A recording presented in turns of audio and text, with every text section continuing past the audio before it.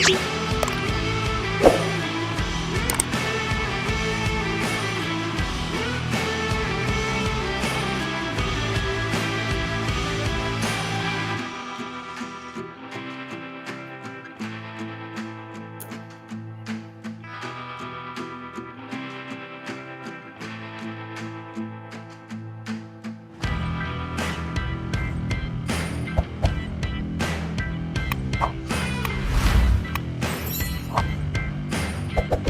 looks cool.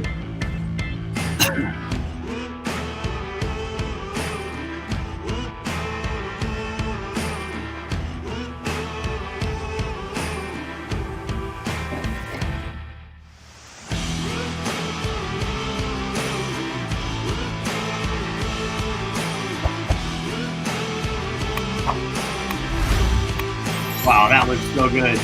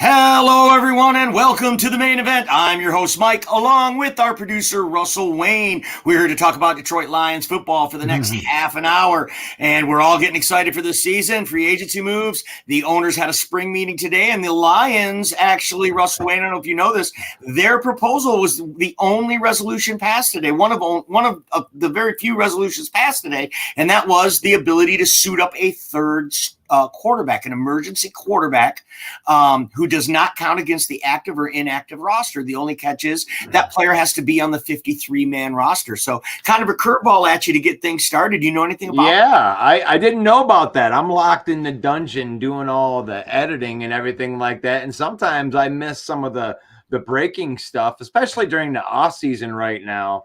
And, we do understand here at the Main Event 365 that this is a lull of the part of the season right here. And we understand that the casual fan has just kind of picked up and they've left until training camp is over. But what I do understand is the people that are out there listening right now are not casual fans, that these guys are the hardcore fans, and they would actually want to know about a question that would have came from the owners meeting. And I think that's an awesome proposal, especially coming to a spot where we have Nate Sudfeld and then you got a guy like Hendon Hooker that's sitting in the back. And that way you can have all three of those guys available.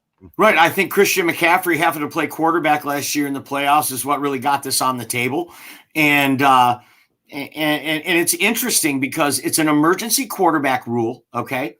And it has to be injury or ejection. If your second string quarterback's just playing like crap, you can't bring in your third string quarterback, your emergency quarterback, just to put him in. So you might have to fake an injury or something to be able to go to that third guy, and we'll see how that plays out. But ejection also is the other way that you can bring in your third. It's either injury or ejection, but not too many cases where a quarterback actually gets ejected from the game. Only once in NFL history, in fact. Right. I mean, I don't know if you want to know this right here, but we do have some Packer fans that are in the chats right now. The only ones, Big Cheese Smalls, NFL draft is in Green Bay in 2025. I didn't know that. That was the next breaking news I was going to say. Thanks for getting that next topic, and nice segue, Big Cheese. You like that? Wow. Yeah. Big cheese, cheesy Smalls. I like it. You know what's really cool is in 2025, the Green Bay Packers will be hosting the draft in Lambeau, and they'll probably have the number one pick. Oh man, you get a go Pat go from Virginia. Dawn says that we need to find a happy medium between what Green Bay deserves and what Green Bay can afford. Go Pack, go, and and the Bears will definitely need 3 quarterbacks. It's John Dorn. I'm just so glad he didn't take it out on us today. Oh man, that's good stuff. And yeah, and we're going to be getting to that when we get into the NFL the Huddle, NFC North the Huddle. We have some comments that we're going to be getting to today, and one of them was the fact that maybe Detroit Lion fan is a little overhyping the Detroit Lions this year, and they're kind of giving us some grief for it. I mean, we've never won the NFC North. We haven't won a playoff game since 1991, but somehow this is the year, Mike. Here we go. So I mean, what do you say to somebody? I mean, because we do have confidence. Why do we have confidence? First of all, we're Lions fans first and foremost. That's why we do this main event here at 6:30 p.m. Eastern time. But then at 7, we are really entangled with all 4 teams in the NFC North when we do the NFC North Open Mic, right? So I sympathize a little bit with these Packer, Bears, and Vikings fans because here the Lions fans are puffing out their chest, beating on their chest, have never won a thing, one of the worst franchises in sports history, but it's sobering for these other teams, though. This is what it looks like, folks, when you've been down and there's finally some real light at the end of the tunnel. Right. And we are set up for success, not just this year. Even if we don't do everything the Lions fans say this year, at least this team is built from the inside out, and the contracts aren't killing us. It's been put together smartly to last through the long haul. And any football mind person, I don't care what fan you are, even if you're a Packer fan, a Bear fan, or Viking fan, you can look at it and see that. And I defy you to tell me in a football sense why that isn't true.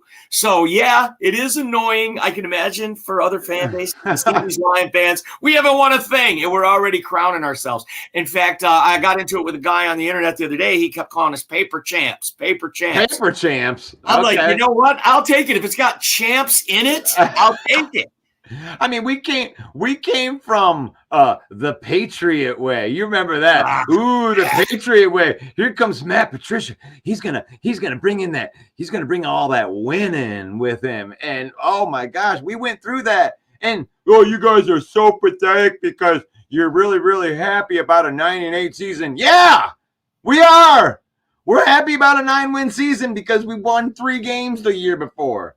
Like, we're seeing progress for the first time, and puffing our chests out. I mean, I don't know, puffing our chests out. Maybe I am a little bit because I think that this team could be a Super Bowl contending team. I said that, John Dorn, and I know that you're over there, and I'm going to do my John Dorn impression. These guys, the same old Lions, and just throwing a Fields is garbage. Fields is garbage. But, I mean, let's go through some of this stuff right here because we were talking about you wanted to make a list, and I think that it's important that we go in and let the fan base decide what's been on this list, the things that we need to knock off the list. Obviously, winning a playoff game is on that list. Winning the NFC North is on that list. Obviously, those are obvious things, but we were talking about how there were some things that this regime, Dan Campbell and Brad Holmes, has kind of knocked off already in the terms of culture. So maybe we could just kind of go back and forth, and we can allow people in the comments comment what you see as a change in the Detroit Lions, or if it's just the same old Lions right here, like John Dorn says. He says fool's gold Lions. Okay. Well, I think something that you alluded to there, Russ, is spot on. The winning season. We had a winning season. We won more games than we lost. And that has not happened a lot in our lifetimes, actually. Right. So I think that is one thing that Brad Holmes definitely knocked off the to-do list. Have a winning season. And what would come right next under that? Make the playoffs. Cue Jim Mora. Right. Man, Well, yeah. I mean, it didn't work. Didn't work. Yeah. Anyway, so playoffs would be the next thing on the list. And then you said after that it would be win the division, win a playoff game. Let's just make the playoffs as next thing on the to-do list. And at the bottom of the to-do list, what's the last thing on the to-do list? The Super Bowl. Win another Super Bowl, because my list is double, you trying to double down already? Are you? Yeah, I would double down. That'd be the last thing on the list. So yeah, don't go LeBron James on us right here and start being like, oh no, 1, champ, 2, not. So I actually put together some things that might be on Brad Holmes' to-do list if you can just envision Brad Holmes for a minute when he took over, and he makes a to-do list. Number one thing, change the culture. Change that loser mentality that the fan bases carry right into Ford Field with them. All that negative energy. And I think they've definitely done that. And just by us having this conversation about our expectations being high, you can cross that number one off the to-do list.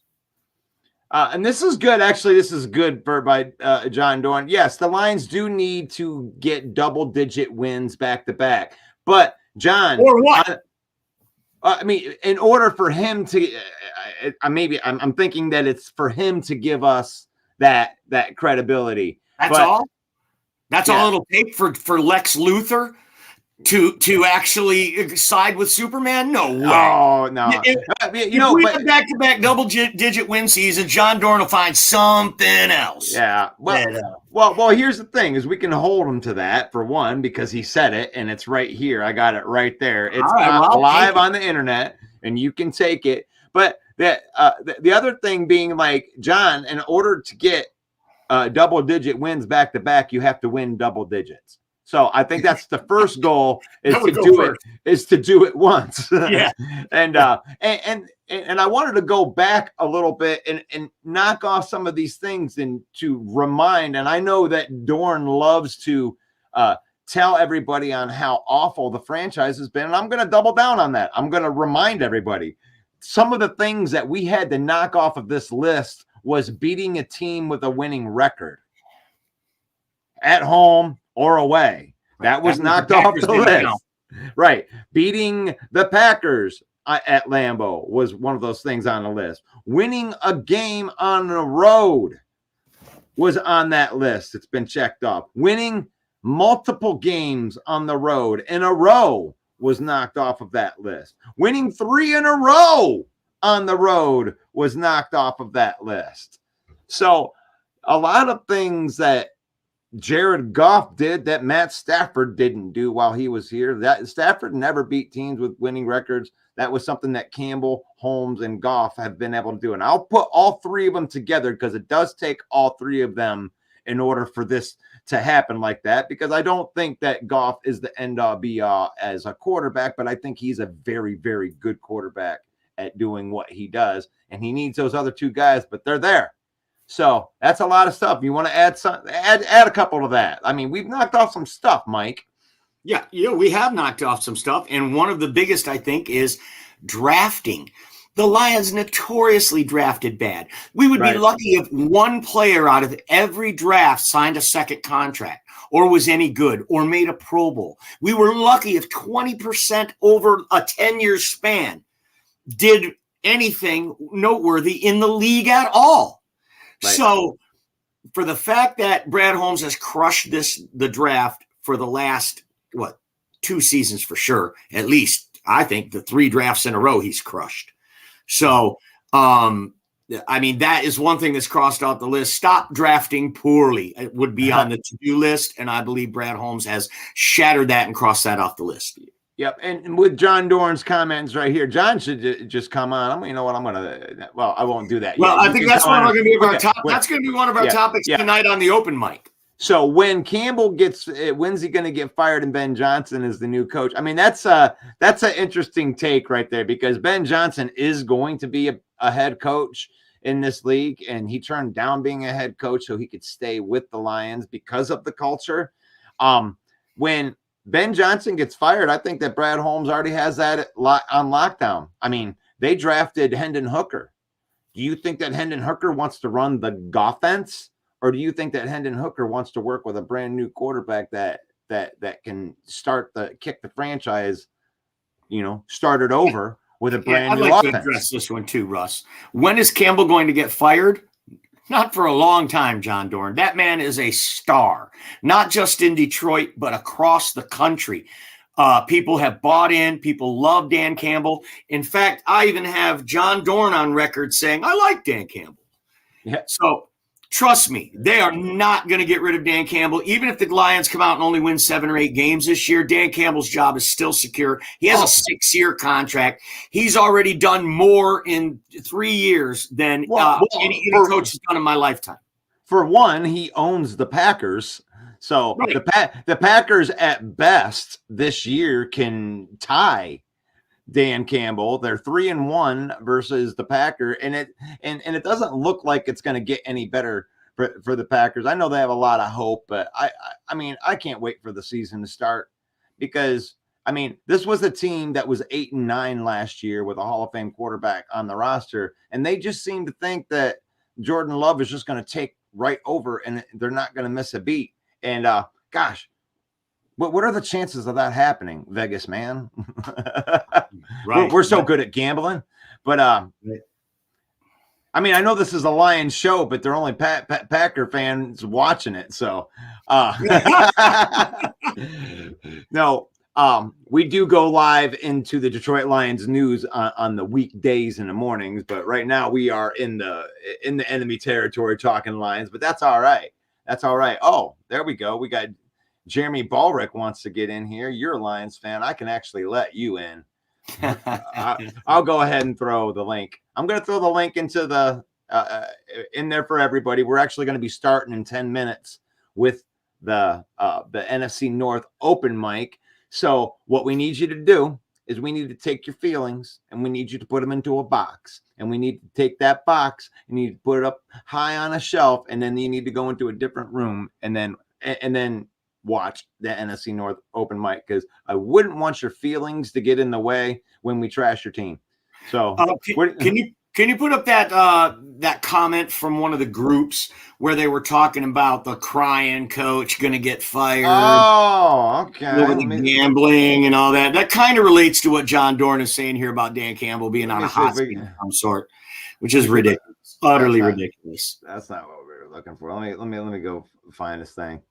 Yeah, give me your take on that, though, man. Yeah, it was a guy. He was in one of these groups there, and he said that Dan Campbell's lost control of the team because of these gamblers, this gambling scandal. And obviously, it's a black eye for the Detroit Lions, and it gives the other fan bases a chance to take a dig at us. I get it. But we didn't really lose anything in it. We lose Jameson Williams for 6 games. That's really the only penalty that's going to hurt us. CJ Moore in the return game might hurt a little bit. But all in all, I think it's far from Dan Campbell losing control of the team over something that's probably going on in every locker room across the league. And we're pleased to bring to the show from the Smoking Bee, Biting Kneecaps with Smoking Jeremy B. It's Jeremy Ballright. How are you, Jeremy? Fantastic. Oh, yeah, he gets it up How over is your everybody face doing? That's great. That's great. Speaking on to what you just said, the NFL is just relaunching another investigation because there is allegations that many players across the league are using like their family members' names to be able to gamble on NFL games. So that being said, that means there's more suspensions and permanent suspensions to come. How sad is that, Jeremy? I mean, honestly, like what we're doing here, it's like it's so upsetting to me, just because is gambling really in danger of like really doing something bad to? Of course. I mean, it's of just, course. I hate it. I mean, I don't like this part of it, man. Like it's. You shouldn't be allowed to bet at all if you're. I know it's not even against the law for them to bet on a horse race when they're a football player, but as a professional athlete, they shouldn't even be messing with it. You should not be allowed. I agree. In response to this, when you have player personnel and player assistant coaches, when I'm talking about the lower levels, not the main guys, not like the actual wide receivers coach or the DB's coach or the QB coach, I'm talking about those player assistants. The ones that fetch them their coffee or their towel or their drink. after they get wore out at practice. And the towel boy, of course, that sits outside the shower room, who's probably in the closet anyways. That being said, those are the guys that got fired from the job because they were the ones that started the investigation into the Lions in the first place. But the Lions were not the only ones who had suspensions given. And that's what everybody's just focusing on, the 5 Lions players. No, I did hear that it had come out today that there's going to be another scandal coming, that they've got a lot of dirt, and they were able to keep the one quiet about the Lions until they were ready to hand out punishment. No one knew about this. So I think there could be a big thing brewing, like you say, Jeremy, and that we're going to see other teams involved in this as well. And then all us Lions fans will be able to turn it back around on them. So right. I like that call out. That being said, everybody says Campbell's a fraud, but he's 3-1 versus Matt LaFleur. Yeah, I mean, this is a ridiculous thing. That's what we want to be able to do here. If you see a ridiculous take in one of our groups, like NFC North The Huddle or NFC North Open Mic, and you see ridiculous crap like this, we want to put this on blast. This is absolutely ridiculous. How does he still have a job? It's because he's been beating the shit out of teams that have been beating the shit out of us. That's how he has a job, because he's a good coach and he's winning games. Right. That's why. How does this guy still have a job? I think this guy's a Packer fan as well. That's right. Yeah, I mean, how does he still have a job? Because he keeps beating the Packers, you dumbass. That's how. I mean, what? We've split with Minnesota. We're 3-1 versus Chicago right now, and we're 3-1 versus the Pack. In the last 2 years, there is not another team in the division that has a better record than the Lions the last 2 years in the division. Yeah, and we got a lot better. Our team is the same. That's the other thing that people don't get. It's like, you want Bear fan? I'm just going to be real with you right here. You got a lot of good players that are on your team now, right? Guys that have never played with each other before are on your team, and maybe they can be good together. Maybe they won't be good together. But the Lions have a 9-8 team that the weakest part of their team was completely replaced. That pass rush was still sacking the quarterback like crazy, led the NFL rookies ever, most sacks ever in NFL history. Hey, John Dorn. Last year, Campbell still had a better record than Matt LaFleur in the division and overall. I don't want to hear it. Yeah, okay, John Dorn. What is Dan Campbell's record versus the Packers? 3-1. 3-1 versus the Packers. LaFleur has to answer the questions. You need to ask your coach why he can't beat the Lions anymore, John Dorn. Yeah, John Dorn, that's 12 wins and 1 tie. Yeah. Your division record won't last long. No, it's going to last. It's going to be 6-0 this year.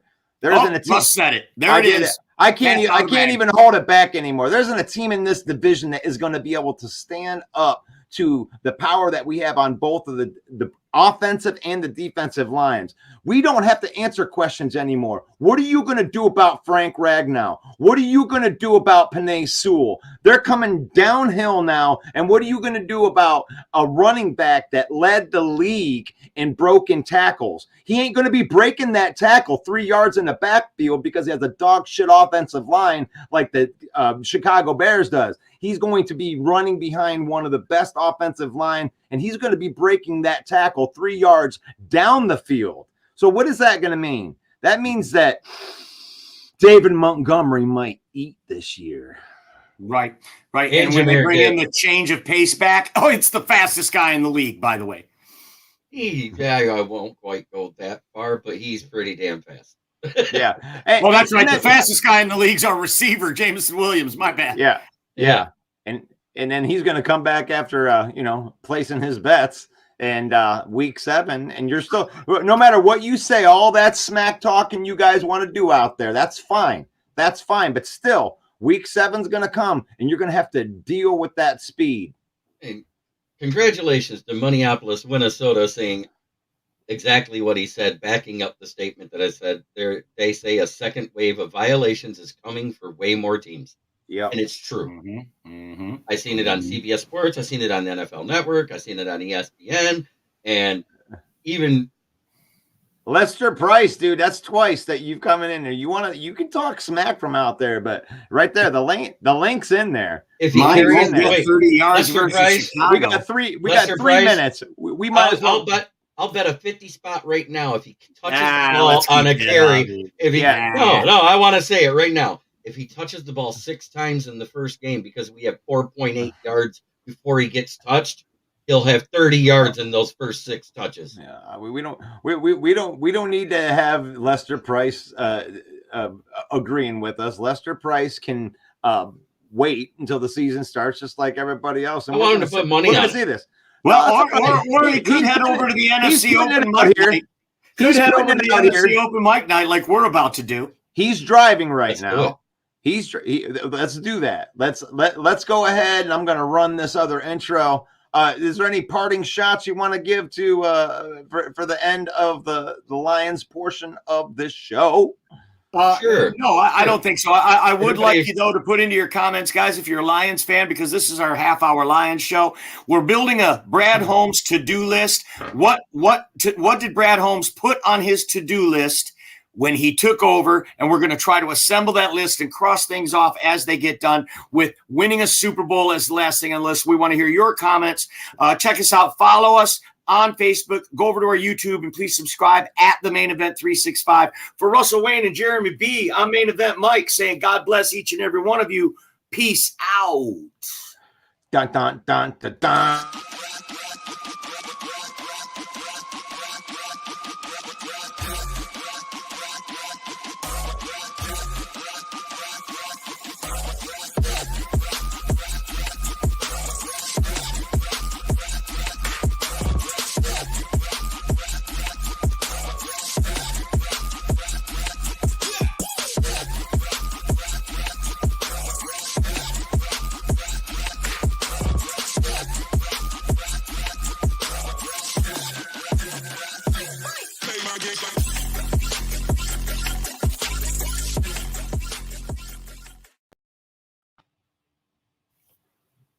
Hey.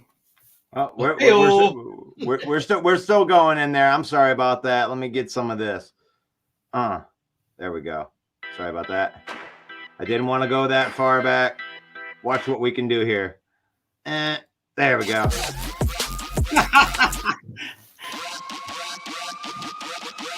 Nice.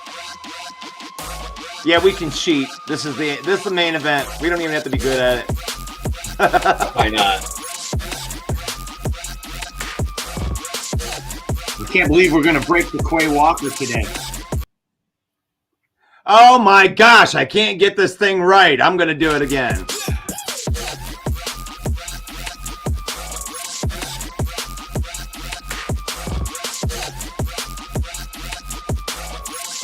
Wow, what a great run that was.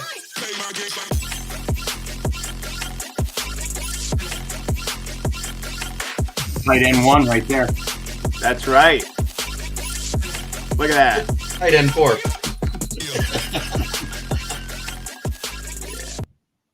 Yeah, that's right. Tight end 4. That's right. Ladies and gentlemen, welcome one, welcome all. And this is my favorite part of the time right here. Ladies and gentlemen, this is a man that needs an introduction.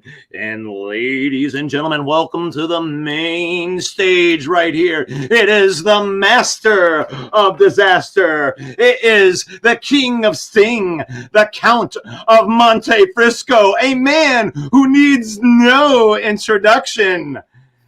At the Golden Corral, main event, Mike. Hello, everyone, and welcome to the NFC North Open Mic night. A man who needs no introduction at the Golden Corral. What the heck? Lost 4 pounds, I'll have you know. Thank you for that introduction, our illustrious producer, the maestro, Mr. Russell Wayne. This is the NFC North Open Mic night presented by the Main Event. All 4 fan bases of the NFC North are represented here today, and we have Bears fans and an overload of Lions fans, but don't worry, it'll even out here real soon. The Vikings fans, however, we believe are in witness protection. Somebody needs to call John Walsh because these kids are missing. They're missing. I can't find these Viking fans anywhere. Or is I it think wet they list know their protection? season, their season coming up is in jeopardy, and they are not here. But we do have Smoking Jeremy B from Kneecap Biters Group. How are you, Smoking Jeremy B? Fantastic. And you're still writing for the South Florida Tribune as well, isn't that right? I write for the South Florida Tribune. Starting this week on Friday, I get to interview former NFL players on Let's Talk Sports Network. After I get done here, I go. Okay, moving on. We've also got Russell Wayne on the program today. How are you, Russell? How are you, producer? I'm doing great. Wait, look, we got Chad's on too, man. We might have our whole crew going in there. Look at that, Chad. Oh, another Chad. Lions fan? We Wait, need to get some other fan bases in hey. here. How are you, Chad? Where's my introduction, man? Where's my introduction? I can't see your face. Don't man. interrupt Sorry. my introduction. Do not interrupt my introduction. Chad, Thank are you growing a mustache? Not really. Chad, are you That's a Bear why fan? you don't get an introduction. You Okay. got And also My joining comment us is, here hey, Face. hey, Where's your is face Minneapolis, at? Minnesota. It's our Minnesota Vikings fan. Finally, we found one. It's our good friend Jamez. How are you, Jamez? Oh man, you know I'm not ducking nothing, man. Hey, why y'all do Chad like that, man? thank God Jamal's here because I was going to come in as a Viking fan today and say Oh, yeah. how they shit the bed. It is No. Mike. I recognized the voice, but I didn't see a face. I didn't know who it was. Hey, I What's just got going off work. All right. All All right. Well, right. welcome all to the program. It's so great to have you there. And if you're out there watching, be sure to put your comment in down below. Put in your comments. We will kick it around the panel. Hey, we got a Packer fan. We have all four fan bases represented now. John Dorn, welcome to the program. How are you? How's it going, man? How's it going, guys? Good. No one really cares, John. Thanks for being here. Well, how's it still be the same old? Our first, now that we got John Dorn on, I want to tell you our first topic today, guys. If you guys remember, Week 18 was a very topsy-turvy week in the NFL. So many big things happened. Lovie Smith won a game and screwed his team on the way out the door, which gave the Bears the #1 pick. The Seahawks won and eliminated the Lions from the playoffs. The Lions beat the Packers and eliminated. I mean, what a great historic week. There were so many other storylines as well. But one big storyline was in Lambeau, the Detroit Lions upset the Green Bay Packers, kept them out of the playoffs, and secured a winning record. And their rookie linebacker, Quay Walker, was ejected from the game. And a main event exclusive right here tonight. We have a main event exclusive. There was a hot microphone in the tunnel. And we have captured that audio, never before played for anyone else on the internet. Right here, Russ, roll that footage of the open mic from the tunnel and from Lambeau Field. Are you serious, man?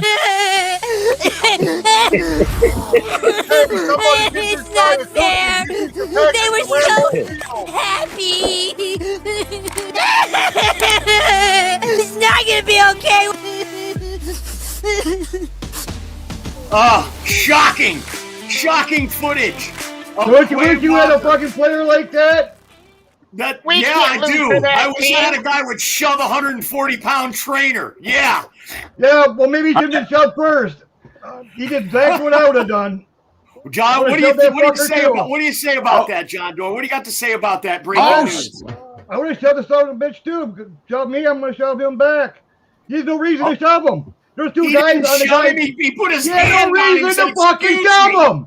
He said, "Excuse me." You can read his lips, John. He said, "Excuse me." He shoved him. Good He shoved him back. You don't like it? Kiss my ass. Mike the Bear fan, good to see you, sir. You're looking good. I love your new background. The mustache is rocking. It's an 8 out of 10 scale today. How's it going? Good. Like I said, I work late, so I don't have any of my gear on, but I had to come listen to you guys. You know? Well, we appreciate you being here. We really do, Mike. So Quay Walker will be a beast in 2023, it says in the comments. Hey, I'm not taking it away. The kid played great. I remember on draft day, everybody trashed the pick. Everybody said that the Packers reached on the pick, but the kid played lights out all year, I thought. And it's just nice to poke fun at that. The Packers losing to the Lions doesn't happen every year. So, it has the last two. Okay, moving on. I want to talk about Jim Brown. Passed away this week. Inarguably one of the greatest football players that has ever put on a pair of cleats. He overcame so much, and all of us here at the main event pass on our rest in peace and condolences to the Brown family and the whole Cleveland Browns family. He was certainly an icon. I think if you're going to make a Mount Rushmore of running backs in the NFL history, Jim Brown, activist, actor, but also one of the greatest running backs of all time. Jeremy Ballreich, we'll start with you. Do you think Jim Brown's on the Mount Rushmore of running backs? Yes, it's Jim Brown, Walter Payton, Barry Sanders, and Eric Dickerson, because I can't put Emmett up there. And I love that, because all I've been hearing all day is those three, and then that fourth one is always someone different. Jamez, who's on your Mount Rushmore of running backs? I can't lie, bro. I might change Dickerson, but I've got those first three as well. But I ain't gonna lie, man. You guys might call me biased. I've got Adrian Peterson in that fourth spot. I think that's not biased. That's absolutely freaking legit. Mike, the Bear fan, who's on your Mount Rushmore of running backs? Oh, I believe Jeremy pretty much said mine as well. You know, Barry, Walter, Jim Brown. That four spot's up in limbo. There's been a lot of, in my view, there's a lot of good backs out there. Sure, but he said Eric Dickerson. Is that who you're going to put out there? I mean, there's Dalvin, there's Tomlinson, right? There's LaDainian Tomlinson. There's Emmitt Smith, obviously. If I'd have to take a stab at it, it'd be like a Sayers. Yeah.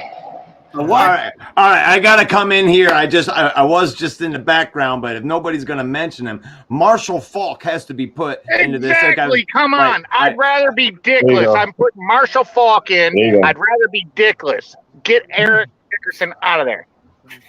You'd rather be what? I'd rather be Dickless. All right. Chad, I need to help you right here. Don't say the word dickless while I'm on the screen ever again, okay? That's like you can wait.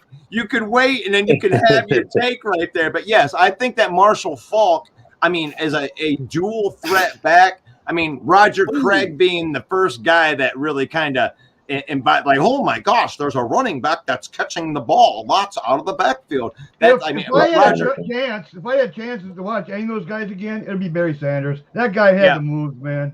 I mean, John Dorn, who would you put up there though with Jim Brown, Barry Sanders, and Walter Payton? I think we can all agree that those three would definitely belong. I agree with that. And then we had one of our commenters say Franco Harris. I think that's a legit for fourth too. Legit. I mean, that's legit. I also think Tony Dorsett could get mentioned there. As much as I hated the Cowboys, man, was he a fluid runner. O.J. Simpson, for sure, would be in that conversation. I guess it just comes down to vanilla or strawberry. What kind of ice cream do you like? Who that fourth person's going to be. So, there you go. Rest in peace, Jim. One thing about Jim Brown, though, Jim Brown didn't get into these conversations sometimes. There, but he didn't do it long enough. Who, Jim Brown? Yeah, go ahead, Mike. I think he's Jim talking Brown, about 9 seasons. He only played 9 seasons. He averaged over 100 yards a game for his career, which is amazing. 3-time MVP, world champion.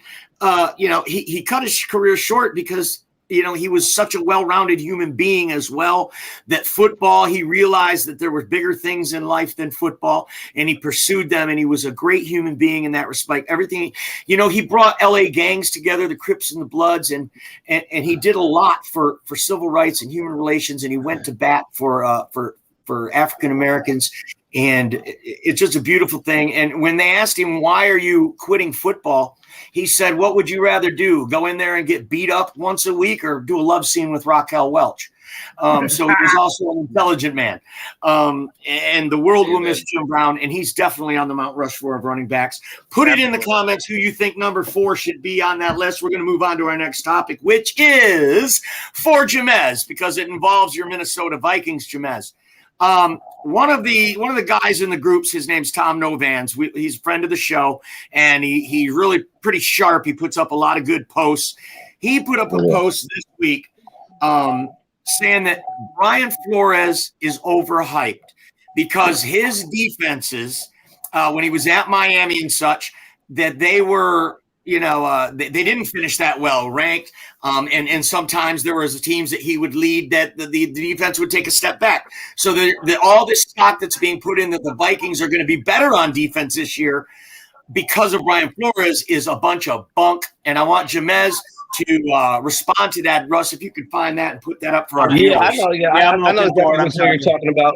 Yeah, Tom Novus. That's Huber. Yeah, that's me and him have. I've known him for about a good 4 years now. I've seen a lot of takes of his, and this is where he doesn't really have a point. Now, first off, the numbers that he has on that post are incorrect. Now I'm going to skip past that. But you got to think the thing about Brian Flores, bro. He that team that he brought to 9-7 the year he got fired unjustly, bro. They weren't that good of a team, and he might not have a straight just defensive coordinator experience, but bro, he was the line.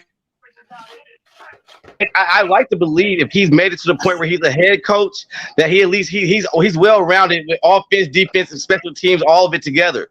You know what I'm saying? So now he has a point where if he's saying that Brian Flores is just going to change the defense by himself, because I don't care who you have as defensive coordinator, you still got to have your system still has to work and the players still have to go for it, man. This shit still has to work. But I just believe now if we were hiring him as the 15th ranked defense, I would have given him a point. But hiring him as the 31st ranked defense, I think this shit we can only really go up from here, man. Tom Novus, that's going to leave me that he didn't want to put no money on that one. I'm telling you, man, Brian Flores, he's the real deal, man. There's no overhype about him. So he's not. So to answer the question, he's not overhyped, in your opinion. All right. Well, Chad, looks like you're chomping at the bit. Chad, you got something on this one? No, I just had to pee, but no, Brian Flores isn't overhyped. He's not. Look what he had to work with when he was with Miami, right? He's not overhyped. He knows what. Who has he got to work with with the Vikings? He got nobody. Hold up, John. Hold up. Well, you're next.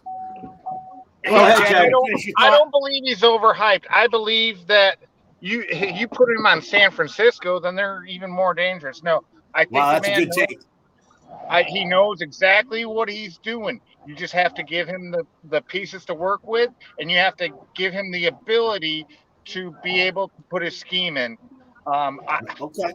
Okay. I like that take. Thank you. John Dorn, what was you saying about it? Come on, is he overhyped, John? Well, I don't think he's really overhyped, but who's he got to work with with the Vikings? The Vikings got shit right now. They got rid of everybody. They don't got no pass rush no more, but you got Hunter to trade him now. They got no money to go. They got rid of Zadarius Smith and Patrick Peterson and Eric Kendricks. They've lost all their good players, but yet somehow Vikings fans seem to think Brian Flores is going to save them. And I'm saying, are you calling BS on that? Choose your answer wisely. He's throwing it at you. He's going to use that. All right. All right, let's move on. Let's kick this last question over to this for one. We'll do one more here. Jeremy Ballwright, what do you think about Brian Flores? You were shaking your head no when we were asking Jamez. Ken Doby just hit in too. He's not overhyped. As a defensive coordinator, the DVOA numbers were much better. When you're the head coach, you have a lot more to worry about than just the defense. It may be your scheme you give the defensive coordinator, but he still has to put it together, and the GM still has to get you the pieces to make that defense work. Yep. The only thing they had then was Xavier Rhodes, which basically cut off half the field. And still, they managed to make the playoffs, and they managed to embarrass Lamar Jackson the one night with the zero blitz scheme. Hey, Jeremy, can I ask you a question? Just pretend like the fan base doesn't know anything about DVOA. What is DVOA so they can know? Basically, all the stats that says whether a defense is good or not. As a DC, his numbers were great. He placed way up higher in the rankings than what he did as a head coach. As a head coach, it depends on what talent you have on your team, not what you are coaching individually. All right. Well, we'd like to welcome to the panel one of our regular guests, our good friend, our Chicago Bear friend. It's Bear Down, Ken Doby. How are you? Welcome to the show, sir. Hey, guys. How you doing? Hope everyone's good. Welcome to the show. Looks like someone puked on your hat. Does it say lines on it? No. Look like a toilet seat on your hat. Well, so we're talking about Brian Flores being the new defensive coordinator for the Minnesota Vikings. Is this a big deal, or is he being overhyped?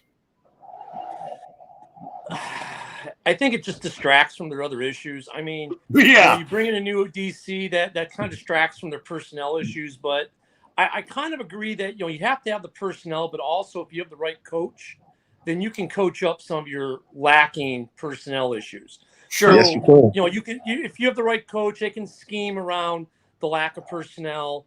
Right. They can, if you got a good coach, they'll use the abilities of what you've got best. So I won't say it's overhype. I'll say it's a good distraction maybe for the other issues they have. And, Flores has had some success in the past. And maybe he'll bring out the best in what little they've got left. So I wouldn't call it overhype. I would just call it what it I'll is. buy that. Okay. Yeah. Well, I got some facts for you guys. Brian Flores has never been a defensive coordinator. Okay. He's never held the title of defensive coordinator. Nope. But Brian Flores did work for Bill Belichick for 8 years as a defensive assistant coach, coaching multiple units. He coached multiple units across the defense. He won multiple Super Bowls as part of Bill Belichick's staff. And in 2018, when he was the linebackers coach in New England, he was the primary play caller on the defense that won the Super Bowl. Yeah. And like somebody alluded to on this panel, when he did take over as head coach of the Miami Dolphins, they were 1-6, and he ended up 9-8 and got fired. So this guy can motivate men. This guy can motivate men. He can coach up bad players, like Ken said. He can bring the most out of people. So I do not think that this is being overhyped, and I'm going to have to disagree with Tom Novins on this one. I think it is a big deal. You already had the worst defense in the league, damn near, in Minnesota last year, and you're losing all this talent. I think this is the best hire that Kwesi has ever made.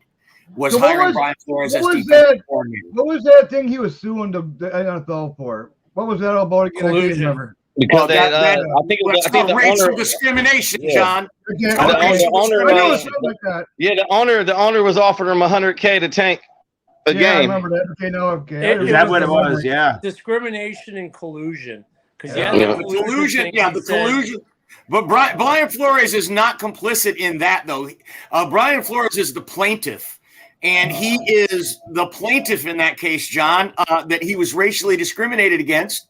And it all stems from Tom Brady and Sean Payton and Timothy Ross, the owner of the Miami Dolphins, colluding to bring Tom Brady and Sean Payton together in Miami. This is why the Miami Dolphins lost their draft pick in the 2023. Yeah, I remember that. No, yeah. Okay. Yeah, I forgot about that part. They were colluding to bring Tom Brady and Sean Payton together in Miami, and Brian Flores was canned. He was collateral damage, and he won so many games down the stretch that you couldn't justify firing this guy the way the players were believing in him, the fans were believing in him. It was the worst case scenario for the Dolphins owner that they just kept winning games down the stretch, and the whole thing blew up in their face. And I'm really glad to see that Mike Tomlin gave Brian Flores a job, and now the Minnesota Vikings have given him a job, and someday we're going to see him as a head coach. I promise you. Well, Mike, there's a second part to the collusion part. The other part of the lawsuit for collusion was then he interviewed for the New York Giants position, and that's where you had the Belichick mistweet. Oh, yeah. To him. So he was saying that the NFL owners or GMs were colluding not to hire him because he was a black coach. Well, his collusion case is kind of going out the door because now he's gotten the second job in a row. Right. So that was the other part about the collusion was that, he couldn't get a job because of his skin color. And I don't think anyone really cares. It's like if you can coach, you'll get hired. It's like Field of Dreams. If you build it, they will come. If you can coach. Lovie Smith. You can miss me with that. I don't know what world you live in, my friend, but that is just not the case. Okay, maybe someday we'll get to that utopian world you just described, but that's not the world we live in. Well, how else do you explain Lovie Smith getting hired again and again? Because Lovie Smith has never been a good head coach. He's a good coordinator. Maybe he interviews well. Maybe he gets in there and he interviews. What are you saying? Are you saying that Lovie Smith is only hired because of the color of his skin? He's hired because he's a good defensive coach who has zero offensive coaching ability. He very rarely hires a good OC. Wait, are you suggesting though that he's only been hired because of the color? No, because I'm he's saying black. his color doesn't make a difference. You get hired because you can coach. So the fact that Flores is black means nothing. It's like whether he can coach and then whether he get. Now here's the part where he gets himself in trouble. When he goes out and you speak out against ownership very publicly in the press, other owners don't like that. I don't care if you're white, black, Hispanic, whatever your color is. When you go out and you speak out against ownership, other owners are less likely I to agree with hire that. you. Oh, yeah, I definitely agree with that. Now, anybody knows. Go ahead, No, I see where Ken's going with this. He's saying basically, due to the fact that he continued to get jobs, you got to think anybody. We know this. If you go against the NFL, man, you're fighting a real huge goddamn uphill battle. You know what I'm saying? They got lawyers that are ready for this shit. Not even Tom Brady could win against them motherfuckers. Yeah. His color is irrelevant. Flores is the culture changer, okay? He's going to change the culture. As we all know, it doesn't happen overnight. Flores is going to come in, and he's going to change the culture of the Minnesota Vikings defense, and you watch. The only color the NFL cares about is green. Yep. There you go. Only color. Amen. Ding, ding, ding. Good take. Good take so far. Yeah. Let's not forget. Go ahead, Chad. Finish your thought. You know, well, like you said, the only color that the NFL cares about is green, and that is the honest truth. All they care about is money. I mean, why are they hyping the Lions up so much? Well, guess what? We have the draft next year. They want this hype. Guess what? We wiped out Green Bay at the last game. That they put us on the prime time. We went 8-2. Yeah. They're all about the money. They're all about the advertisement. Oh, America's new team, the Detroit Lions. I don't see it that way. Does anybody really think that the Lions are coincidence? They're going to capitalize on any chance they have to get the views. All right, Chad. Thank you. Yeah, that is a great take. Oh no, my bad. I didn't mean to interrupt. I'm just saying, does anybody really believe that's coincidence that the Lions are starting off the damn season versus the fucking Super Bowl champs? That's just not by coincidence, man. If you look at these scheduled, just the Thanksgiving games, how they got Minnesota playing Detroit towards the ends of the season, and they're making us wait. They're setting this shit up for a specific way for this shit, so they know people are going to tune in, man. A lot of these games are high flying. So that's a good call. So Jamez, you got teed up right here, because I was trying to change the subject when it got weird there for a second right here. But losing Dalvin Cook, and since I have you on here, it's looking like you guys are going to lose Dalvin Cook. You guys are going to release him post June 1st, which is going to save you $9 million against the cap. But are you guys underselling this? Are you guys underselling the fact that you're going to lose your at least number 2 on your offensive playmaker that on your team? I mean, I think some people are underselling it, and I think some people are overselling it. Now, I'm going to be the first to let it be known that we're not somehow getting better losing Dalvin Cook. A lot of Vikings fans can get that out of their minds. But to just think that he erasing him from the offense just means we're just going from the 6th rank down to 16th. I don't believe that, man. I believe he's a top 5 running back, and what he poses. Good thing about that having Dalvin Cook on the offense is that he has to be accounted for, man. When the defense, when they make their game plan for that Sunday, when they make their game plan for that Sunday, he has to be accounted for in that. But the way I've seen the league change, boy, and the way I've seen with Kansas City and Philly and some of these other teams, man, I just think if we go running back by committee, I think it'll work better for us in the long run, especially with what we have to throw to. Now, if we didn't have, a Hockenson, Jefferson, and, hopefully Addison pans out, from picks off where he was from college, and KJ Osborne. If now we weren't that strapped, I would feel way more different about it. I'd be saying, you motherfuckers better do everything in your power to keep Dalvin Cook, and even if he doesn't take the pay cut. But I believe, and I believe also, and I'm going to just, because I pay attention to the team, we got some nice running backs behind them over here, man. None of them are on Dalvin Cook's level, but if you pair them together and if they go 1, 2, 3 action, we might still have some here. No. Now, I know three teams in the North that need a running back, okay? The Bears, the Packers, and now the Vikings. 3 teams in the North need a running back. Well, I just don't have to worry about that. We need a running back. We need a running back. Packers. Okay, Chad. I love how he threw the Packers in that. Get him going. Get him going, boy. I gotta challenge that because when you go and you play the Minnesota Vikings, you have to account for Dalvin Cook. You have to be like, I need to know where this guy is 100% of the time, right? That is Dalvin Cook, right? That is Justin Jefferson, man. You got to look and you got to find out where these guys. Ain't nobody going to be scheming Alexander Madison. How do you know that? How do you know that, Russell? Well, they can go ahead and scheme him, but what they're going to be doing is they're going to say, run the ball. Go ahead. Alexander Madison. Yards per carry, Jamez. That's why nobody. That's how we know. Alexander Madison is going to get his shot. That's what I'm saying, Jamez. He is going to get his shot because nobody is going to be scheming him. They are going to use those resources to cover Hawkinson and Justin Jefferson, and they're going to dare that team to run. And I don't think he's that good. I don't think he's that good. Russell, I'm gonna tell you right now, dude. He's better than Montgomery, man. He's a better running back than David Montgomery, dude. You guys got to get off the line, man. David Montgomery's not that good, man. He's not. I'm trying to. Personal foul. David Montgomery's not that good, man. I'm sorry to tell you guys that. Hey, no, say all that.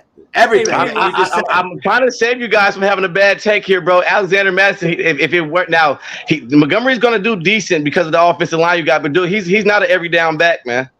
No. Wait. That is not what I want to hear. That is not what I want to hear.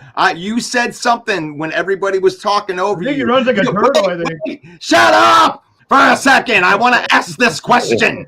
Jamez. Okay, do I have your attention? Right? I'm listening. Jamez. So what I want to know is, did you say that Alexander Madison is a better running back than Dalvin Cook or than David Montgomery? I said he's better than David Montgomery, dude. Almost every running back in this division is better than David Montgomery, man.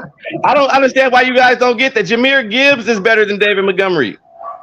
So Jamal Williams is better than David Montgomery. Jamal Williams was better than David Montgomery. Yes, he was. Okay. All right. That's what I wanted. I got what I wanted. That's cool. Russell, I got a question to ask. Is Chad perusing the 8 Mile for that cheap drug? Because he must be 8 Mile looking for that crack. John Dorn's about to love me here because I can't believe I'm about to say this. But Chad, you're smoking something. I don't care what kind of rock you're scoring. Put it away because even the Packers have a good run game. The entire NFC North has a pretty good run game from top to bottom. And I was glad he threw the Packers in there. Except for the Vikings. If the Vikings lose Dalvin Cook, does that hurt their run game? Well, if you take Russell's argument that on face value, it does. Until they do what Russell says. Teams dare them, and then they punch people in the face, and they show them without Dalvin Cook, they can run. And if they definitely have to be proven, then all 4 teams in this division, you can say, have good run teams, because if you look at what this division did last year, it was all running.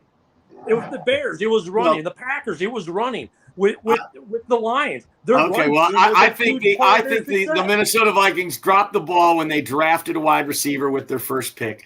They had so many needs on defense. They absolutely should have addressed their defense with that pick. Instead, they're stuck with Madison, Addison, and an offense that's going to be Addison.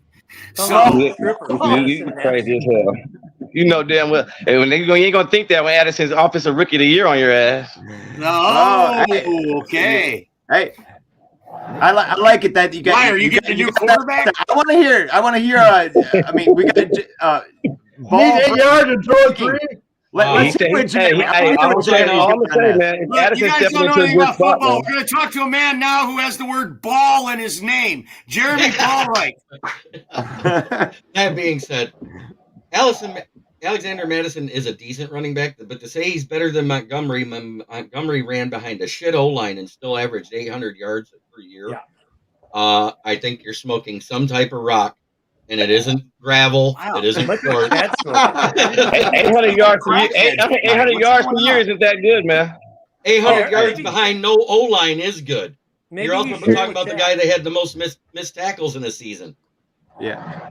Jamez only smokes. Dalvin Cook didn't have a run. It didn't have an O-line for a few years.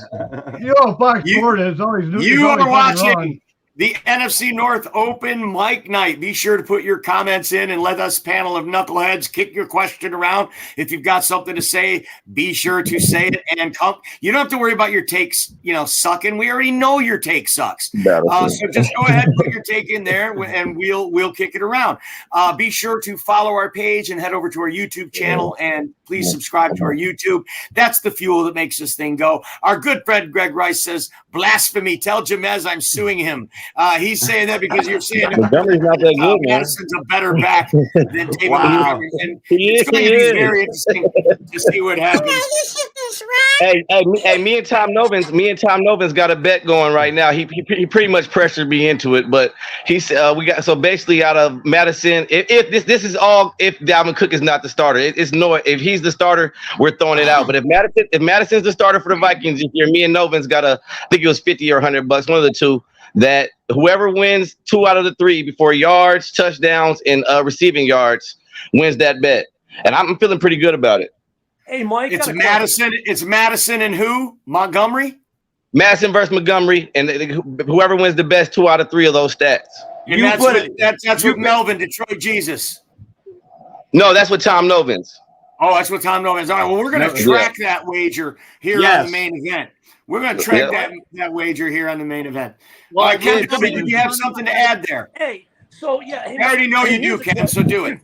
Here's the question. The rest of the NFC North seems to be building their offense by running to open up the pass game. So I know we've all been giving Detroit a hard time about not drafting defense, about drafting another receiver. Could it be that maybe Detroit is going, well, okay, you all can run to pass. We're going to pass to run. That maybe they're thinking with you're saying Detroit, but you're meaning Minnesota, right? I think you mean Minnesota. So Minnesota's thinking might be we're gonna blow it up in the air, and then because we're blowing it up in the air, that's going to create running for our offense. Sure. Why not? When you've got the best receiver in the league, not just in the division, but Justin Jefferson, in my opinion, is the best receiver in the NFL. So that's not such a bad plan. The pass opens up the run. And when you've got a career backup starting at running back, you're going to need some sort of plan. But one thing about it, in this division alone, we got some pretty good secondaries in this division. So, but if the running backs in the secondary, we're good. Go ahead, Jeremy. Hey, Jamez, I got a question for you. How many primetime games do Minnesota have this year? Last time I checked, I think it was 5. They got 3. Oh, there's 5 losses. No, that's about 3 or 4 wins.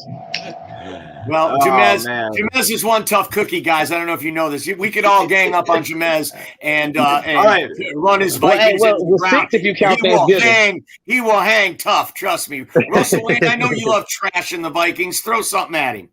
Well, actually, I have to move on because this is a unbiased type of show, and one thing about Tom Novins actually brought something else up that I think that we should probably we should talk about this elephant in the room here, which is the Lions' expectations. Is that? I mean, let's accurate. What you're looking at right there is the same old Lions. That's what you're looking at right there. The same old Lions. Hey, made me think that he's having second guess. Maybe he's having second thoughts on the season. He had a fluke lucky season last year. That's all I gotta say.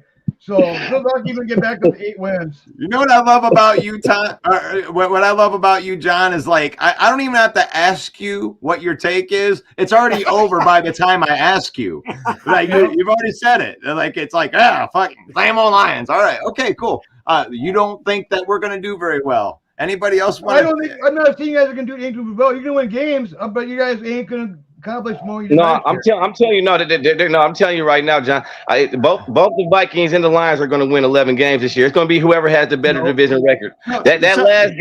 That last game, Detroit versus Minnesota, that's going to decide the division. I'm telling you that. Wow. Let me ask you a question. I want to ask you. Keep sleeping on the Packers because I guarantee you they're going to sneak up.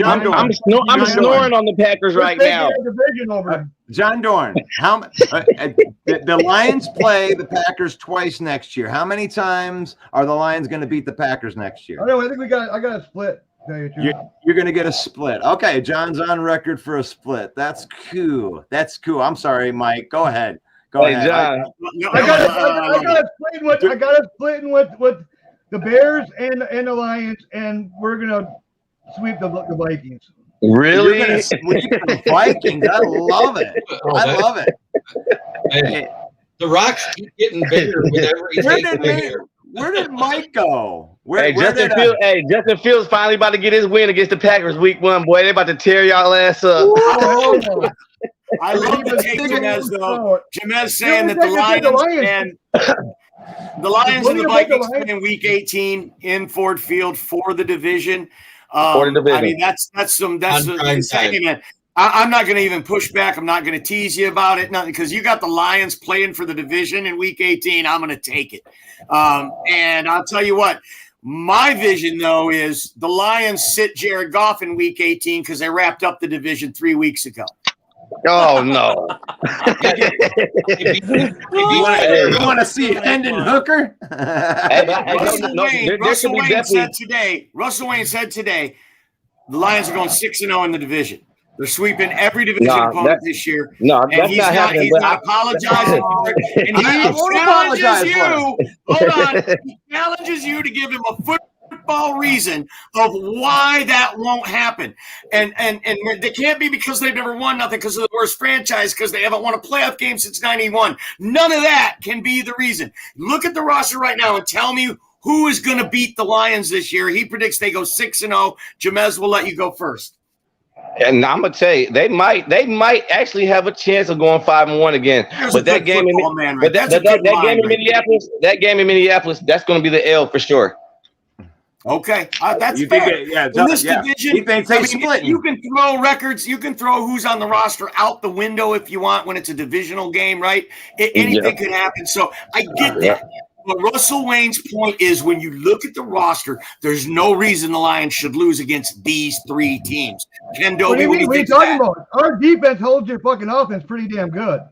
It's our offense that's not getting going. You lost both games. You lost both games, John. Barely. You only put 15 points the first game, 20 the second. John, you lost both games.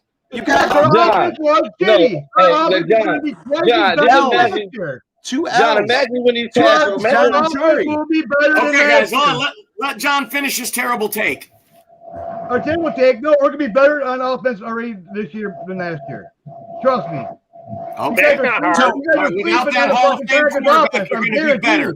Our defense is going to be better than last year, and we held you to 15 and 20 points. Your offense don't do shit against our fucking defense. Our offense got to get their shit together and make points on when they need to. You are delusional. Ken Dobie, tell me. Your defense was right in the fucking league last year. You're about 20th, maybe 20th. You just got rid of a Hall of Fame quarterback, John. How do you think you're going to be better? That played like because you got a defensive end from Iowa? That played like fucking total garbage last year. How many times do you have thrown 3 fucking interceptions in one game, especially against the Lions? I don't know how. That's how many Jordan Love's going to throw. Oh, boy. Boy. There you go. Why do you think he's not on a team right now? Why do you think he's not on a team right now? It's time to move on. That sounded like a big breath, but I really think it was his quarterback. That's going to be taking. And this right there. This is why anybody is allowed on this show. Hold up. I'm trying to get reel it in. Let's reel it in here. Give it to me. I didn't even get to finish my take because I got yelled at. What are you talking about? Oh, yeah, that's what we do here, Jeremy. Shut up. Go ahead, Ken. Whatever. Go ahead. Oh, is it my turn to speak? Okay. So here's what I love about the way the NFL is set up this season. If you look at the last 3-4 weeks of the season, a lot of divisional games, a lot of TBDs, right? So Jeremy just come out, so everyone thinks it's you talking while I'm talking. We'll do the ventriloquist thing. So, anywho. I'll just mute him. So go ahead, Jeremy. Do you feel like I want you to finish your take because I don't want you to feel like you didn't. No, you're fine. It's already been skipped so long. I forgot what the hell I was talking about. I didn't even see Ken's lips moving. This is amazing. This is great. I'm doing a fantastic job at producing. No, I am not. So, all right, we're reeling it in. So go ahead, Mike. All right. I was trying to get a thought out of Ken Dobie because we still have plenty of time in the show. Ken, go ahead with your take. Challenging, and then we're going to let Jeremy Ballreich have a turn. Yep. Go ahead. So here's what I'm saying. The way the NFL has done the scheduling, we always get to divisionals at the end, but now they're all TBD, right? Which means we're getting a lot of primetime games. That's not true. There are 2 TBDs. The Bears have 2 TBDs towards the end. We have one. We have 2. We have 2 TBDs. One's against the Browns. The other is a divisional. I believe that's the Packers game. Anywho, the way our division's set, I don't want to. If I'm you guys, I don't want to play a Bears that's starting to come together, become a better team towards the end of the season. They're going to play record for a team that's trying to win the playoffs.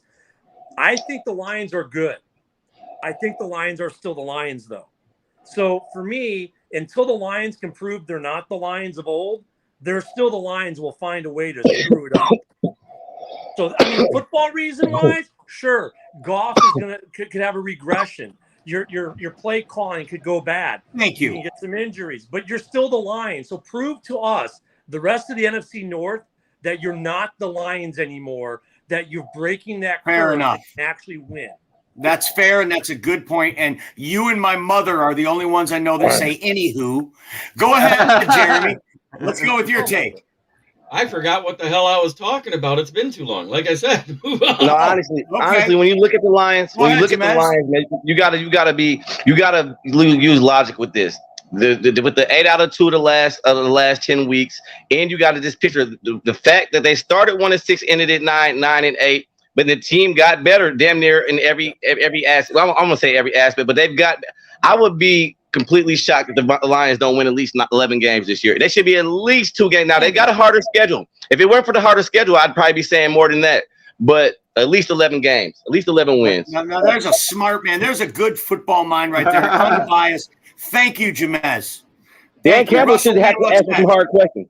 I have my takes out on it. That's why I just wanted to have everybody have the floor to put their takes on how the Lions are like, give me football reasons on why any of the teams should be able to beat the Lions. And I haven't really heard anything other than Ken had a couple. Maybe Ken Dobie had a couple. If your quarterback regresses, you could have a quarterback regression, right? Yeah, that is possible. That is a good football reason. So thank you, Ken. Well, and Russell, look at, there have been times in the past when the Lions should not have lost, and you had a bomb team. You had Stafford the Megatron. You had Barry running over the entire league, and yet inexplicably, you still lost. Why? Because you were the Lions. That's right. NFL officiating. They got to break that mentality that they've had. We are that until we aren't. Yeah, he said break that mentality, that's break fair, that culture. That is fair. From the outside perspective, that's what we're looking for. We're looking for an outside perspective on the way our franchise is viewed, because I mean we think it's all sunshine and rainbows in Detroit, right? Everything's our 5th round draft pick's going to be a Hall of Fame or whatever. You know, we're in that boat too. But reality is, how does the rest of the NFL see us, right? And that's how we're the Lions. Did you have a take on that? Chad, did you have a take on that? I have a lot of takes because I wasn't allowed to talk because somebody muted me, and when I did talk, it wasn't coming through. I have a lot. Yeah, we could do that again if you like. Yeah. See how Lions are? See how? Yeah, absolutely. I have a take. I have multiple. Number one, where I try to talk about the running game. Well, there's no Barry Sanders out there anymore, and there's very few running backs that can make their own lanes. Okay, the Bears and the Packers don't have the old line for running game. And then hang on, now let me finish, because there was a lot I didn't realize I was even muted a while ago. I just figured it out. Probably Mike muted me. Well, that was a terrible take you just gave us. So come on with the next one. No, that's what you guys like, right? We are the home of bad takes, Chad. That's why you're on the show. Now come on with it. Okay, and as far as the division record, which I didn't get to pipe in on, I do actually see the Lions going 4-2. I do see us losing to Minnesota. I do see us losing to Green Bay. And the reason I see this, even though we're so vastly improved, is because it is a division game. we're going to lose at their home. They're going to be pumped. They're going to have the fans. They're going to have the refs on their side. Like we all know, it happens a little bit. The refs don't control the game either. But if one play makes a difference of you losing and you want to blame the refs, no, there's 5 plays you could have done earlier that could have caused you to win. So like that's true. And, all right, and what good was the take, last Chad. one again? Hang on, wait, the last one that I didn't get to answer yet. What was? Hang on, don't I get 30 seconds? Yeah, Go ahead, Chad. Go ahead, Chad. Nice 20 for those takes. Hey, We'll give you one chance right now. You ready? Go. Yep. I had to keep those 2 8, takes in my 7, mind, and the 3rd 5, take that 4, I was supposed to 3, answer, 2, I forget what it was. All right. Well, thank you so much for your time. Oh, And God. I'm sorry I was so hard on you. I'm just kidding. I'm not sorry. That's what we do here. You don't bring your thin skin to the open mic night. We talk trash. We hurt your feelings. We trash your team. That's what we do. Okay? So if you want to trash our team, put it in the comments and do it for us. Next topic. Just don't say same old Lions, because that's my line. Yeah, that's all you got. Just don't use John Dorn's line of same old Lions or Fields garbage. Those are his patented, copywritten takes that we've given to John Dorn. You can say Boston Fields, though. And John, while you're talking, I want to talk to you about this topic. There was a post in one of the groups, I believe it was NFC North, the Huddle, and it was a guy who made a disparaging comment. He was a Packer fan, and he was slamming another Packer fan only because he wasn't from Wisconsin, which blew my mind. Like, as Lions fans, if you live in Los Angeles like Greg Rice, or you live in Los Angeles like Tom Novins and you're a Lions fan, I'm intrigued by that. You could root for any other team in the world. Why would you root for the Lions? So when your fan base has this subculture that is rooted in Wisconsin, and they have animosity towards other Packer fans that are outside of the state of Wisconsin. And I find this dynamic so interesting. And I want to ask you, is this a real thing? And how do you feel about it? It's real. I'm totally familiar with it. I'm a Lions fan. Look how you treat me, Mike. And I'm asking John Dorn. This is why you get muted. Don't complain about being muted if you can't follow the rules. John Dorn, question. What I think about it is that I think it's idiocy if I can say something like that to any fan. It doesn't matter where you live. It doesn't matter if you live in one state and, okay, if I'm from Wisconsin, I'm a Vikings fan. It doesn't fucking matter where you live. You know what I mean? Right. Yeah. So you don't have any. Green lives in Utah. You don't have any disdain for a fan who's a Packer fan but not from Wisconsin. Well, see, my friend, I got quite a few friends who actually are Viking fans and they're from fucking the area here out in Wisconsin. You know what I mean? So it's like, okay, it is what it is. You got some friends that are Viking fans. Yeah, there's plenty of Packer fans that live in Minnesota. Yeah, exactly. Right, but do the Viking fans feel any disdain for those fans? Are you? Of course. Fans are fans, man. That's understandable. But for somebody to root for your team and you to somehow degrade them because they're not from the same state is just ridiculous. That's stupid. Chad, do you have a thought on that? Yeah, you're right, Mike. You should want your team to grow as much as it possibly can. Hold up. Michigan has the same thing. Michigan has the same thing going on. Don't go to UP with your Lions gear on. They're all Packer fans up in the That's UP. A good There's a lot of Packer fans also in the state of Michigan, and this is the truth. Okay, damn, I didn't know that. There's bar fights up in the UP. Do not go in there. The air is thinner up there. It's a lack of oxygen. Damn. It affects your decision making. I know Ken from the military. You know that, right? Like hypoxia, like disorientation. That's one of the first symptoms, and that's probably why those UP guys are Packer fans. What about those Lions fans that are from Canada? You know what I mean? Oh, let's not talk. That's why we're building a freaking wall. Hang on. No, Joe Biden promised a wall around Canada and Michigan to keep the Canadians away from the Detroit Lions. You know what's that- interesting about I thought it was just that to was keep the Rusty take out. you've been searching for, Chad. fan bases are interesting because, like, being Chad, military. was that the take we've been waiting for? That Joe Biden wants to don't build know. a wall Maybe. to keep Darcy out? That's the take we've been waiting for. All right. Oh, Keep them Canadians out of Detroit. oh boy. So now, I'm really glad you mentioned that right there, John Doran and Chad, because now I think I can relate a little bit more to what these Wisconsin people are saying.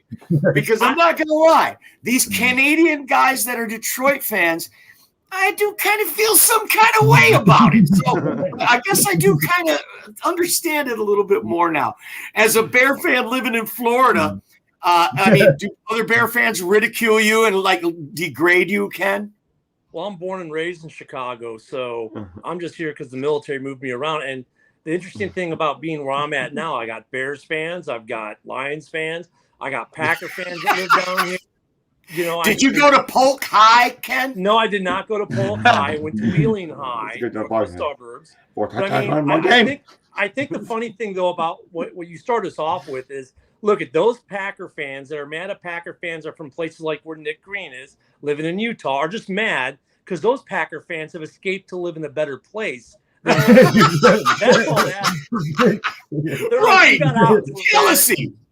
That's a good take, man. Pretty good take. Yeah. That is a good take. It's jealousy because they got out of Wisconsin. That's all it is.